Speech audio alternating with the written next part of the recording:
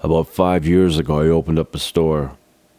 It's called Macalavoulis's Haberdashery. Since that time, I've been robbed 6 times. I've been thinking about getting an attack dog to protect my business. I've changed my mind. I'm getting one of these instead.